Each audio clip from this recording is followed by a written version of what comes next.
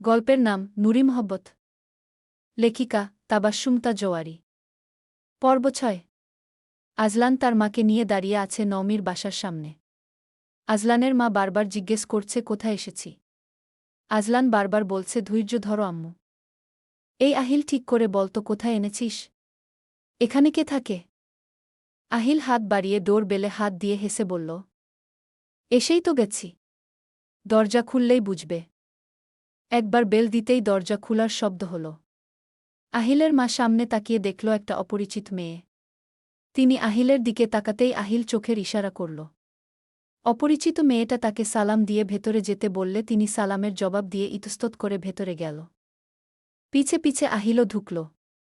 তার চোখ ঘরের এদিক ওদিক ঘোরাফেরা করছে, কিন্তু কাঙ্ক্ষিত ব্যক্তিগণদের দেখা পাওয়া যাচ্ছে না। অপরিচিত ব্যক্তি অর্থাৎ তুহি নয়না বেগমকে বললেন, বসেন আন্টি। নয়না বেগম বসলেন। আহিল ইশারায় তুহিকে কিছু বললে তুহি ঘাড় নেড়ে ভেতরে চলে গেল।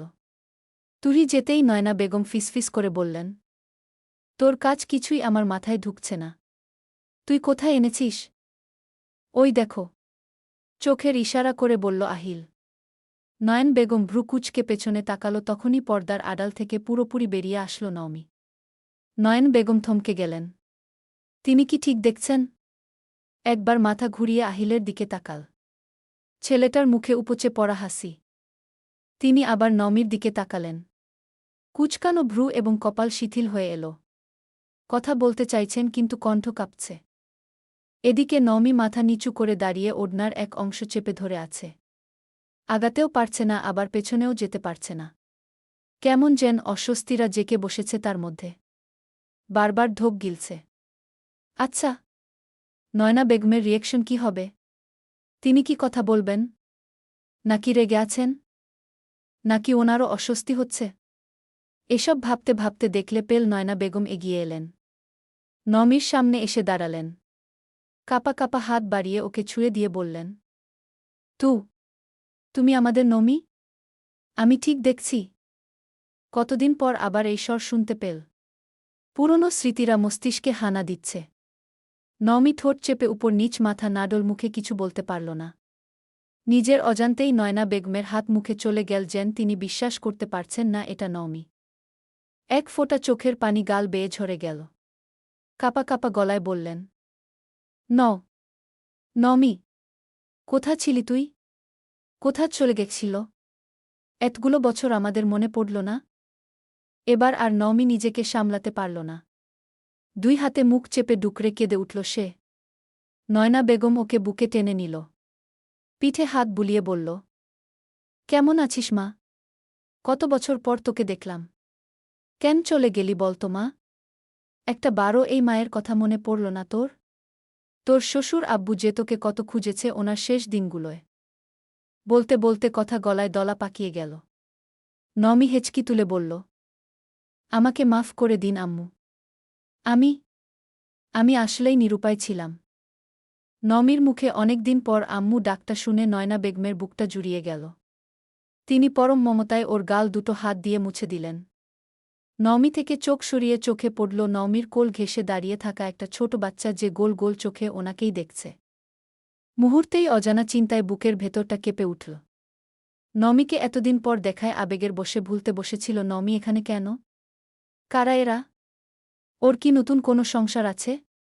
নওমীকেই বা আহিল কোথায় পেল? এসব ভাবনার মাঝে আহিল এগিয়ে এল। নয়না বেগম দুজনের দিকে এক পলক তাকিয়ে নওমীর দিকে তাকিয়ে প্রশ্ন করল, এই বাচ্চাটা কে মা? নওমী কিছুক্ষণ কাচুমাচু করল। আহিল চুপচাপ দাঁড়িয়ে ওর দিকে অপলক তাকিয়ে। নওমী একটু পর মাথা তুলে জিভ দিয়ে ঠোঁট ভিজিয়ে বলল, আহ, আমার ছেলে আদনান। আদনান আজওয়াদ। আমার ছেলে কি শুনে যেই ভয়টা অনুভব করেছিল ও আদনান আজওয়াদ কি শুনে তার থেকে বেশি খুশি অনুভব করল নয়না বেগম। আজওয়াদ যেহেতু দিয়েছে তাহলে তো আহিলের ছেলে। তিনি খুশির সঙ্গে অবাক হলেন ভীষণ। আহিলের ছেলে? এক পলক নিচে তাকিয়ে দেখলেন বয়স মনে হচ্ছে ২-২.৫ বছর। তার মানে? তিনি বিস্ফোরিত চোখে নওমীর দিকে তাকাল। নওমী চোখ নামিয়ে ফেল। নয়না বেগম অবাক কণ্ঠে প্রশ্ন করল, তুই আমাদের কিছুই জানালি না? আমাদের ফেলে তো এলি অথচ আমাদের বংশধর সম্পর্কে খোঁজই দিলি না।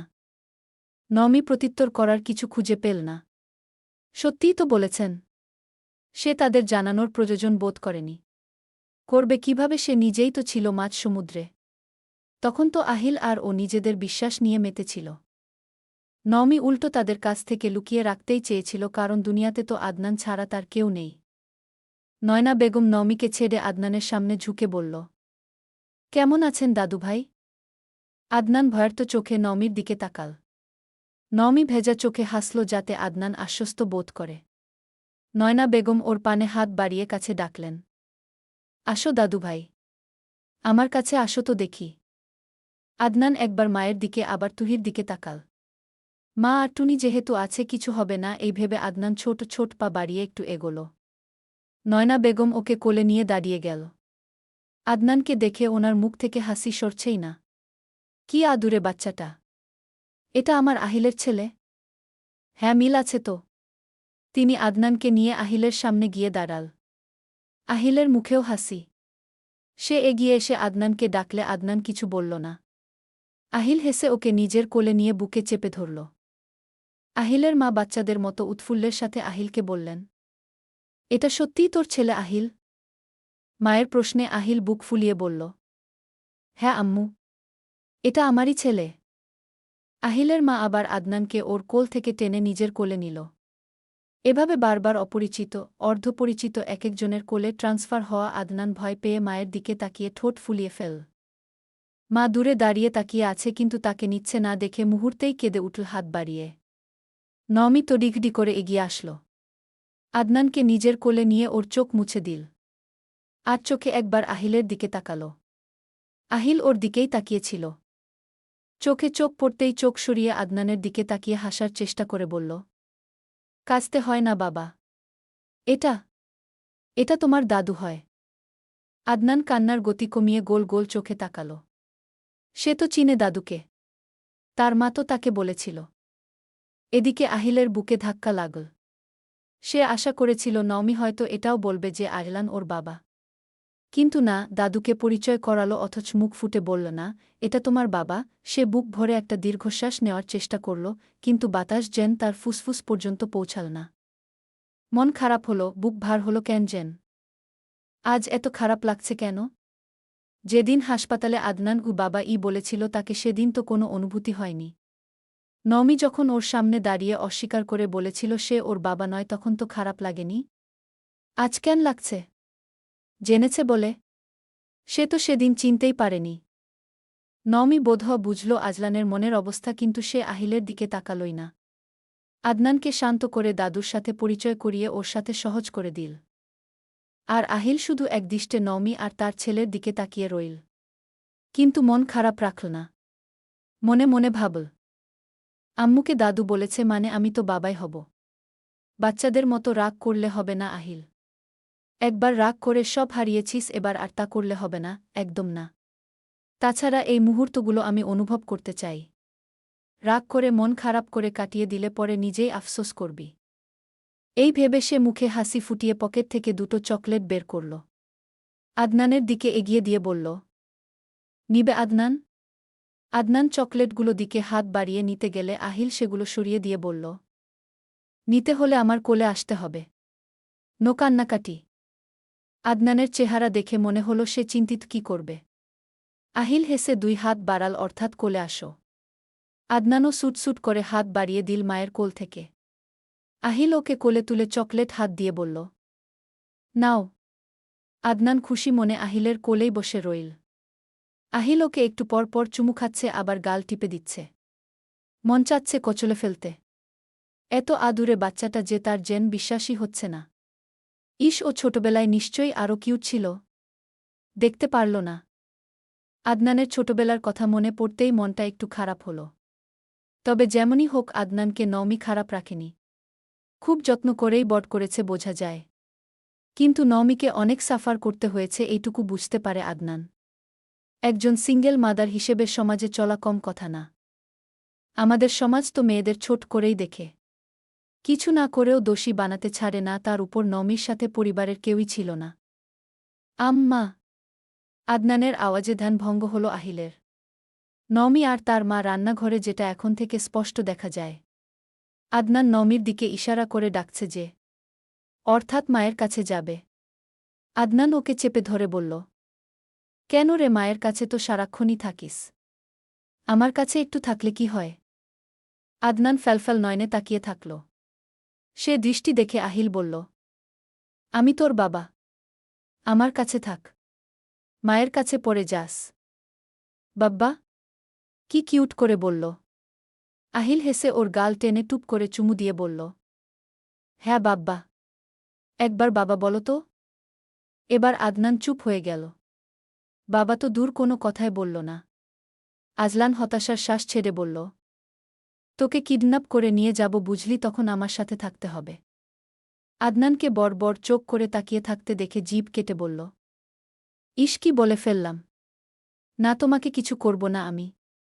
তোমার মায়ের থেকে আলাদা করব না বলেছি না? এইটা ভুলে মুখ দিয়ে বেরিয়ে গেছে। তুমি মায়ের কাছেই থাকবে, তোমাকে আর তোমার মাকে আমার কাছে নিয়ে যাব। আদনান নামার জন্য ছটফট করতে লাগল।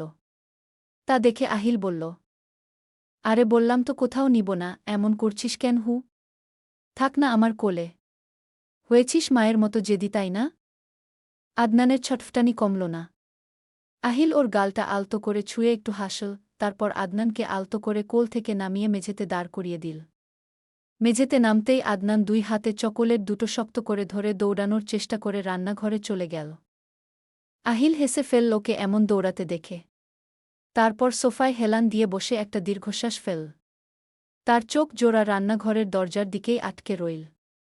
ওখান থেকে ও স্পষ্ট দেখতে পেল নওমি আদনানকে আসতে দেখে নিচু হয়ে ওকে নিজের কাছে টেনে নিল। আদনান খুব উৎসাহ নিয়ে আহিলের দেওয়া চকোলেট দুটো উঁচিয়ে ওর আম্মুকে দেখাচ্ছে। নওমি চকোলেট দুটোর দিকে তাকিয়ে একবার আর চোখে ড্রয়িং রুমের দিকে তাকাল, যেখানে আহিল একদৃষ্টে ওদের দিকেই চেয়ে আছে। নওমি দ্রুত চোখ সরিয়ে নিয়ে আদনানকে ওখানকার একটা ছোট টুলে বসিয়ে দিল। আদনান টুলে বসে একবার ড্রয়িং রুমে উকি দিল। আহিলকে দেখে ফিচফিচ করে হেসে দিল। সেটা দেখে আহিলের মনে পাখিরা যেন ডানা মেলে উড়াল দিল। বিটবিট করে বলল, আমি যে তোমাদের অপেক্ষাতেই আছি। আমি হাল ছাড়ব না, যত যাই হোক। আজ আদনান বাবা বলতে থেমে যাচ্ছে। তুমি পরিচয় দিতে অস্বস্তিতে পড়ছ, কিন্তু একদিন ও নিজেই দৌড়ে এসে আমার কোলে ঝাঁপিয়ে পড়ে বলবে, তুমি আমার বাবা গি, ইনশাল্লাহ। নওমি অনেকগুলো বছর পর নিজের গ্রামে পা রাখল। এই গ্রাম একসময় তার সবচেয়ে প্রিয় ছিল, কিন্তু এই প্রিয় গ্রামেই নিজের সবটা হারিয়ে ছন্নছাড়া হয়েছে। নওমি স্তব্ধ হয়ে দুপাশের চেনা গাছপালা, পুকুরপাড় আর চেনা মানুষগুলোর দিকে তাকিয়ে রইল। 3টা বছর কত দীর্ঘ একটা সময়। কিন্তু আজ এই চেনা মেঠো পথটা দিয়ে যাওয়ার সময় তার মনে হচ্ছিল, এই তো সেদিন সে চোখের জল ফেলতে ফেলতে এই গ্রাম ছেড়েছিল। সে নিজেদের বাড়ির উঠোনে গিয়ে খানিকক্ষণ দাঁড়িয়ে রইল। নিজেকে শক্ত করার চেষ্টা চালাল। আজলান সেদিনই ওকে সবটা জানিয়েছে, কিন্তু নওমি খুব একটা অবাক হল না। তো চিনে ওই মহিলাকে, যে কি না তার একটু ভালো থাকা দেখতে পারত না, সে কিভাবে আহিলের সাথে সুখের সংসার মেনে নিবে? সে যে শুরু থেকেই বিয়ে ভাঙতে চেয়েছিল এটাও সে জানে। এখন শুধু একটাই প্রশ্ন করতে চাই, সে কি লাভ হয়েছে এটা করে?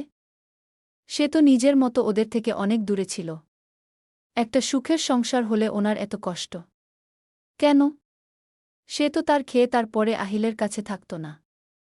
ওর দায়িত্ব তো নিতে হয়নি তাহলে? শুধু হিংসার বসে এত বড় একটা কাজ করল। সে ঘরের মেইন ফটকে গিয়ে দাঁড়াল। তাকে দেখে কলপাট থেকে বেরিয়ে এলো একজন আধবয়স্ক মহিলা। শেফালি, তার সৎ মা। তিনি ভ্রু কুঁচকে বললেন, কে আপনি? কি চাই? কারে খুঁজতাছেন? নমির চোখ ভিজে উঠল। যতই হোক এক সময় আপন ভাবত তাদের। সে নিজেকে সামলে জবাবে ছোট করে বলল, বাবা কই? ব্যাস। নমির গলার আওয়াজ শুনে যেন বিস্ফোরণ হল শেফালির কানে। সে বড় চোখ করে তাকাল। এই মেয়ে এত বছর পর কোথা থেকে এসেছে? কেন এসেছে? সে আশপাশ দেখে নিয়ে গলায় নাটকীয় দর্দ ঢেলে বলল, নমি, মা আমার। তুমি? এত নরম কণ্ঠ নমির সহ্য হল না। সে কথা থামিয়ে দিয়ে শক্ত কণ্ঠে বলে উঠল, আমি বলেছি বাবা কোথায়? বাবাকে ডাকুন। আপনার সাথে দর্দ আহ্লাদ করতে আসিনি। নমির শক্ত কণ্ঠ শুনে শেফালি থতমত খেল। অপমানে মুখ থমথমে হয়ে গেল তার। তবুও গিলে নিয়ে বলল, বাইরে দাঁড়ায়া কথা কইবি নাকি? ভেতরে আয়, তোর বাপে বাজারে গেছে, এখনই আইব। নমি না চাইতেও ভেতরে গেল। ঘরের ভেতর যেতে বললেও গেল না, বাইরে উঠোনেই একটা চেয়ার এনে দিতে বলল। সে খেয়াল করেছে দুইজন স্কুল পড়ুয়া ছেলে মেয়ে ওর দিকে কৌতূহলী দৃষ্টি দিয়ে বারবার দেখছে। নমি চিনতে ভুল করেনি, এরা তার সৎ ভাই বোন। তার ভাই খুব ছোট না হলেও তার বোন খুব ছোট ছিল তার বিয়ের সময়। ভাইয়ের সাথে খুব ভালো সম্পর্ক ছিল তার, কিন্তু তার সৎ মা ওদের সাথে মিশতেই দিত না। কিন্তু সাইফ অর্থাৎ তার ভাই লুকিয়ে ওর সাথে মিশত, ওকে আপু আপু বলে মুখে ফেনা তুলে ফেলত। ভেবে নমির নিকবের আড়ালেই হাসি ফুটে উঠল। এখন কি তাকে চিনবে? ডাকবে একবার? সাইফ, এদিকে আয়। সাইফ হেসে এগিয়ে এলো। আপু, তুমি কতদিন পর এলে? আমাদের তো ভুলে গিয়েছ। নমি হেসে বলল, তুই চিনেছিস? তুই মনে রাখলেই হবে। কত বড় হয়ে গেছিস রে। ওদের কথার মাঝে ঘরে প্রবেশ করল তাদের বাবা আমজাদ সিকদার। তিনি উঠোনে অপরিচিত কাউকে দেখে ভরকে গেলেন। সবাই তার দিকে তাকিয়ে। নমি উঠে দাঁড়াল। আমজাদ সিকদার শেফালির দিকে তাকাতেই তিনি হাসার চেষ্টা করে বললেন, আরে চিনলেন না? আমাদের মাইয়া নমি। নমি? আমজাদ সিকদার হতবাক হয়ে তাকাল নমির পানে। নমি মাথা নিচু করে দাঁড়িয়ে। নমিকে দেখে আমজাদ সিকদার মুহূর্তেই যেন পরিবর্তন হয়ে গেলেন। ক্রোধের আভাস দেখা যাচ্ছে। তিনি গর্জে উঠে বললেন, এখানে কেন? নমি আলতো হাসল। এই নাকি তার বাবা? তাকে এত বছর পর দেখে কোথায় জিজ্ঞেস করবে ভালো মন্দ, সেখানে উনি রেগে বলছেন আমি এখানে কেন? আমি কি বলেছি? এখানে কেন? আমার বাড়িতে কে আসতে দিয়েছে? পরিস্থিতি সামলানোর নাটক করে শেফালি এগিয়ে এসে বলল, আরে রাগেন কেন? রাইগেন না, মাইয়াটা এতদিন পর আইছে।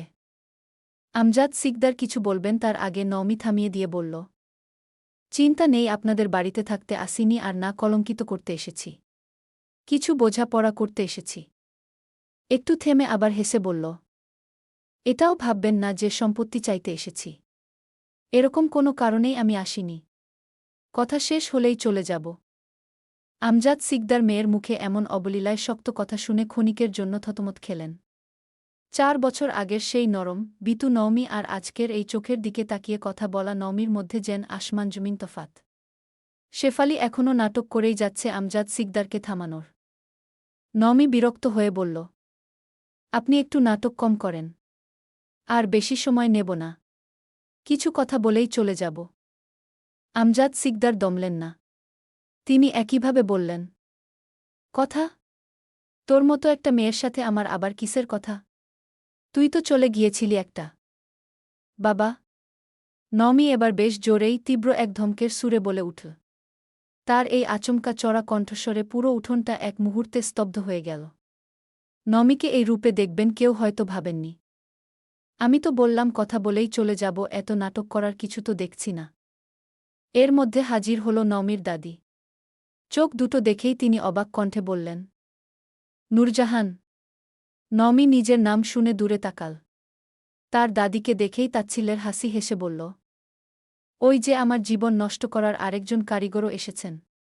আসেন, আপনাদেরই তো চাইছি। তার দাদি তেতে উঠল। আমি তোর জীবন নষ্ট করেছি? তুই তো।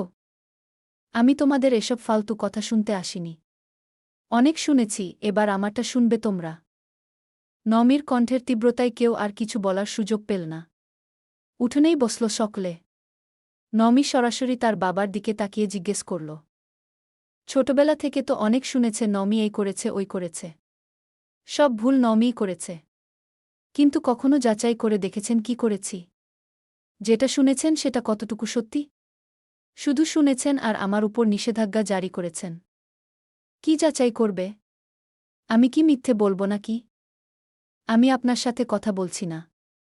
চুপ করে থাকুন, না হলে মুখ লুকানোর জায়গা পাবেন না। শেফালি কিছু বলতে যাবে তখন আয়লান ভেতরে আসল। তার কোলে আদনান। ওদের দেখে সকলে এক প্রকার অবাকি হল। সে এগিয়ে এসে সালাম দিল সকলকে, তারপর নমির বাবাকে বলল, আঙ্কেল একটু শুনেন সবটা। কথাগুলো শোনা দরকার আপনার। ওরা চুপ হয়ে গেলে নমি বলতে শুরু করল।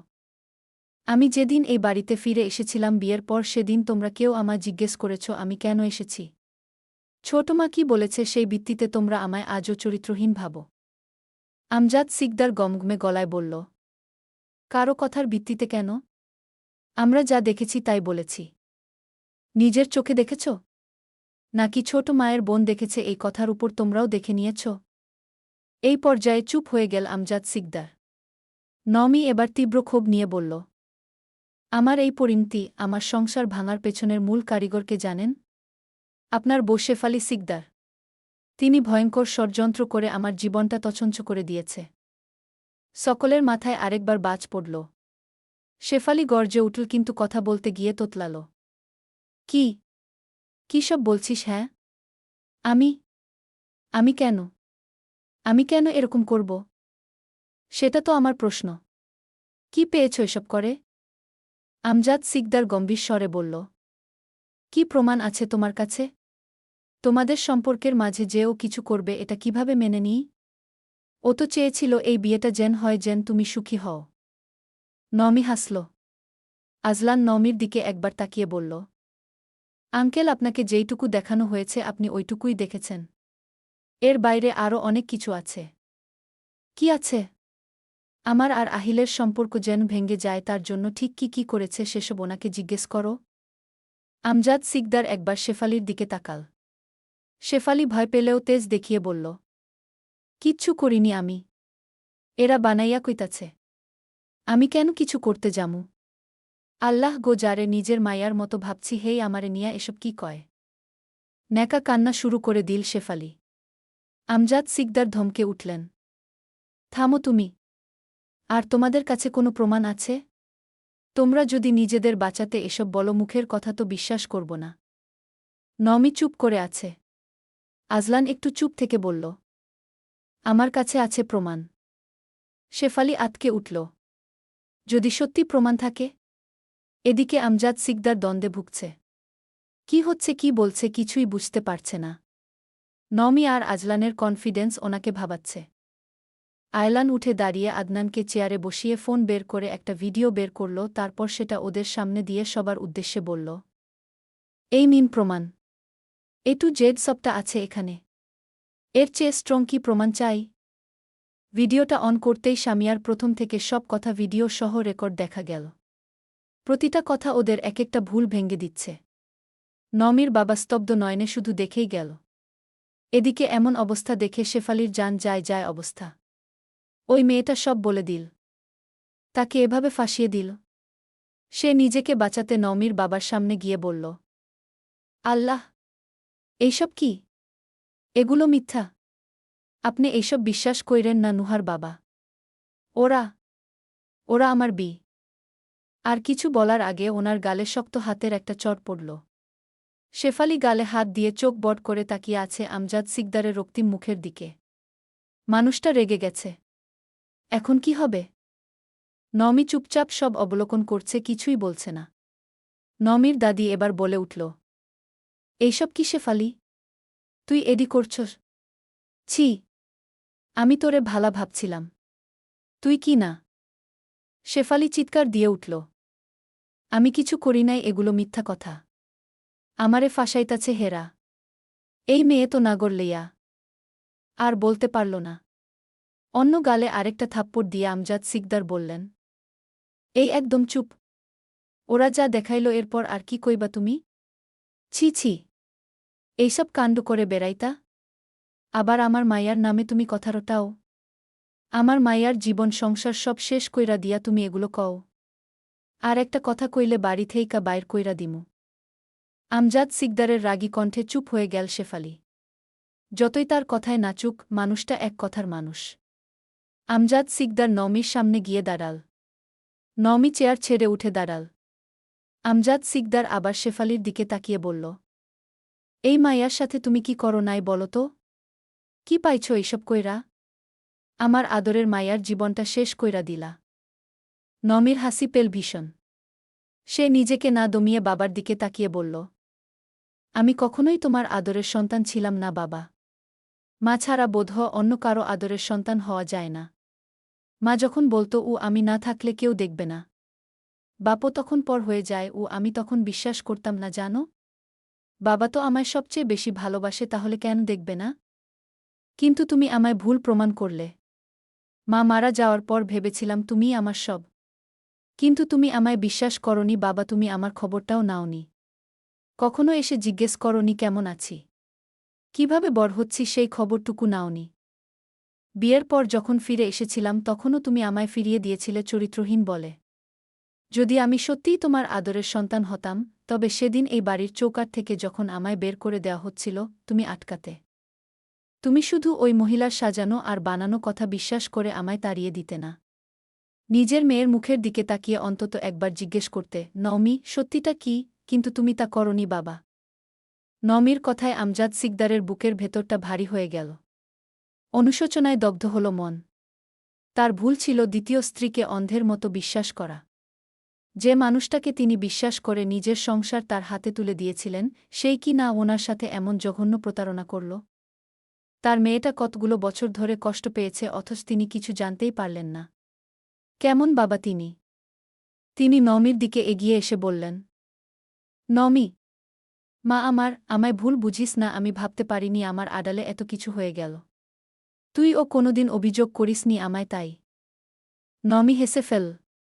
সে আর অভিযোগ? সে হেসেই বলল, আমি অভিযোগ করলে তুমি বিশ্বাস করতে? বুঝতে আমায়? আমি চেষ্টা করিনি তোমায় বলার। কিন্তু ততদিনে তোমার মাথায় গেঁথে দেওয়া হয়েছে নওমি তার সৎ মাকে মানতে পারছে না। আমজাদ সিকদার আতকে উঠে বললেন, আমি কখনোই এমন ভাবি নাই রে মা। আমি তো দেখতাম শেফালি তোকে কত আদর করে ভালোবাসে। ও তো তোর কত গুণগান করত। তুইও কিছু বলতিস না, তাই আমি ভেবেছি তোমার সামনে তো আদর সবাই করত। কেউ তো কখনো তোমার সামনে কটু কথা শুনায়নি। সকলের ভাব দেখে মনে হতো তাদের মতো বোধহয় কেউ ভালোবাসে না। কিন্তু তোমার আড়ালে ওদের ভয়ঙ্কর রূপ আমি দেখেছি। তুমি কখনোই বিশ্বাস করতে না, এখন যতই বলো। তোমাকে আমি একবার বলতে চেয়েছিলাম, কিন্তু সেদিন তুমি রাগ দেখিয়ে বলেছিলে আমি মেনে নিতে পারছি না। কারণ তোমাকে কেউ একজন বুঝিয়েছিল আমি তাকে মানতে পারছি না, তাই আমি ওনার সাথে বাজে ব্যবহার করছি, অথচ এত কিছুর পরও আমি কারো সাথে বাজে ব্যবহার করিনি। যা বানিয়ে বলতো তুমি তাই বিশ্বাস করতে। আমাকে একটা বার মাথায় হাত বুলিয়ে জিজ্ঞেস করা যেত না বাবা, যে আমার কি হয়েছে? যদি করেও থাকি কিছু, তাহলে কেন করেছি? কিন্তু তুমি আমাকে দেখলেই রাগ দেখাতে, না হয় মুখ গম্ভীর করে ফেলতে। ওইটুকু বয়সে কেউ জিজ্ঞেস করত না খেয়েছি কি না।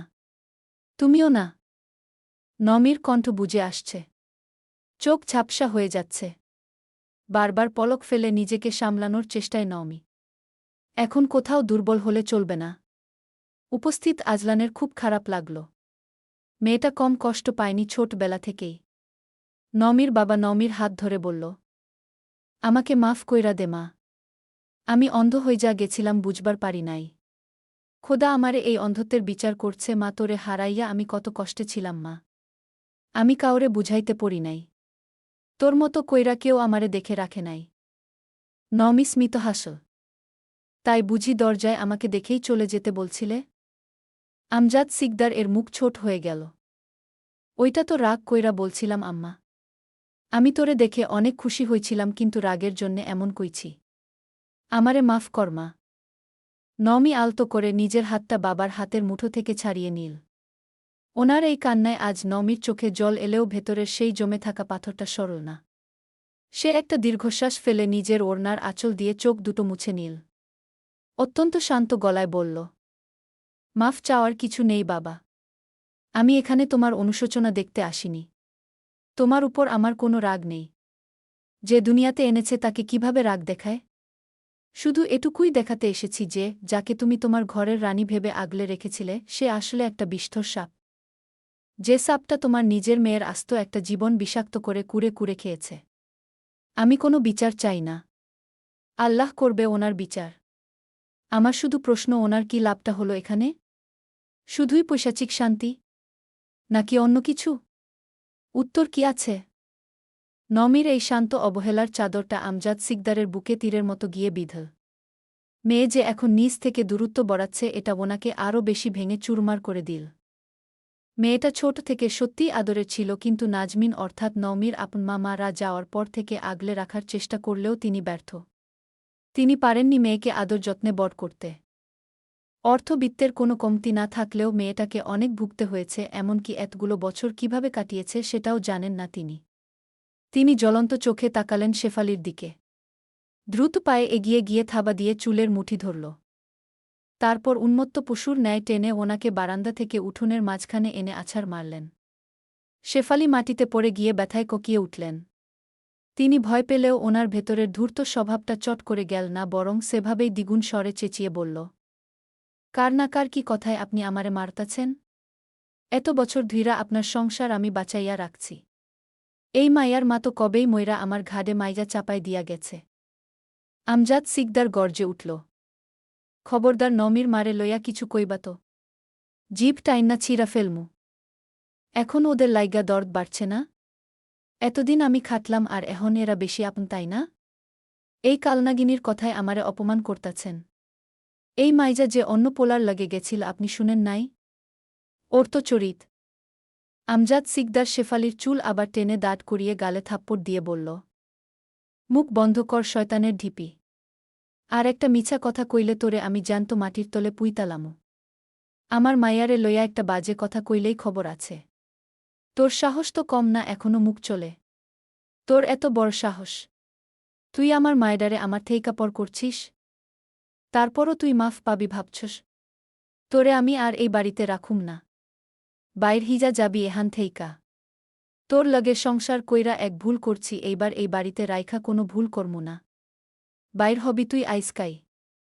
এবার আমজাদ সিকদারের শক্ত গর্জনে ভয় পেল শেফালি। এই মেয়ে লোকটার জান প্রাণ। এতদিন অনেক কসরত করে দূরে সরিয়ে রেখেছিল, এখন তো সব ফাঁস হয়ে গিয়েছে, না জানি কি করবে। নমি একটুও নড়ল না। নিজের সৎ মায়ের এই নির্মম দশা দেখেও তার চোখ দুটো পাথরের মতোই স্থির রইল।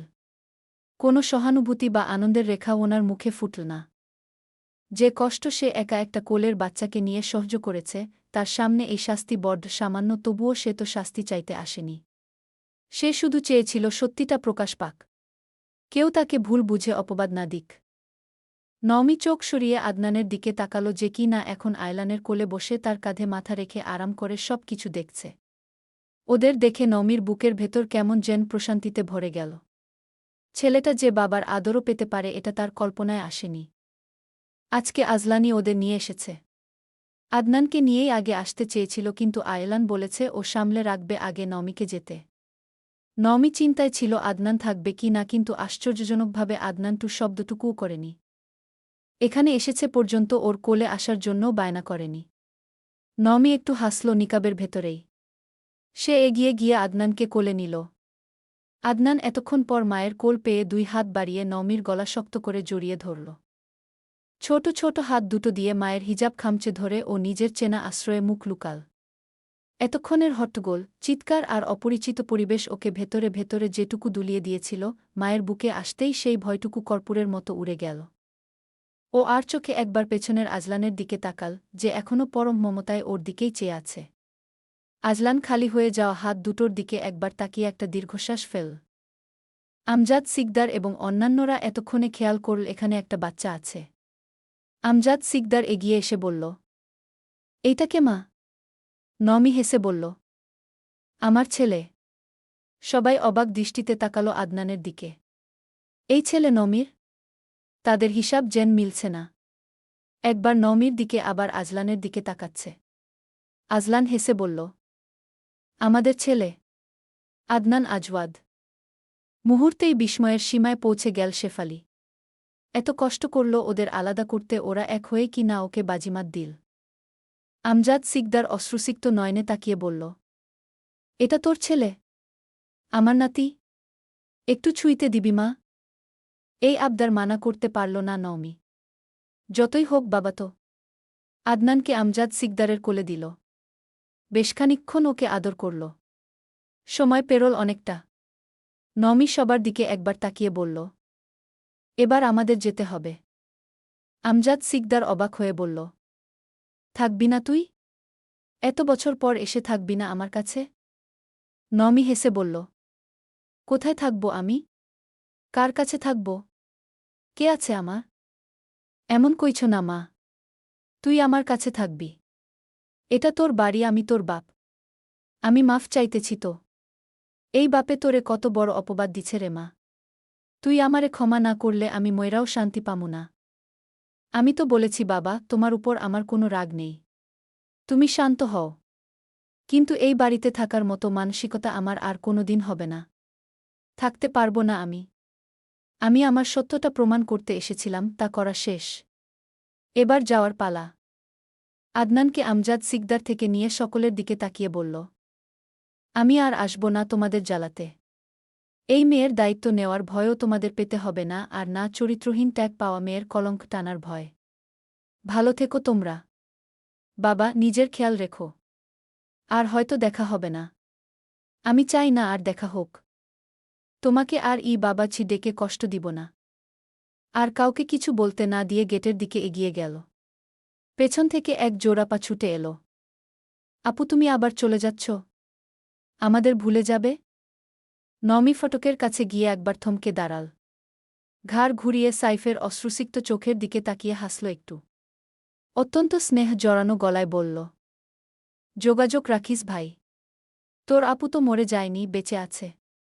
কখনো আমার কথা মনে পড়লে ফোন দিস আমার নম্বরে। সাইফকে নম্বর দিয়ে হেসে ওর মাথায় হাত বুলিয়ে বলল, ভালো থাকিস। আজলান এতক্ষণ সবটা অবলোকন করছিল। এবার তার যাওয়ার পালা।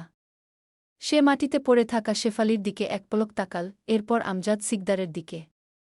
তিনি যে নিজের হাতে এই বিষ্ঠোর সাপকে তাড়িয়ে ওনার পাপের শাস্তি নিশ্চিত করবেন, তা ওনার শক্ত চোয়াল দেখেই বোঝা যাচ্ছিল।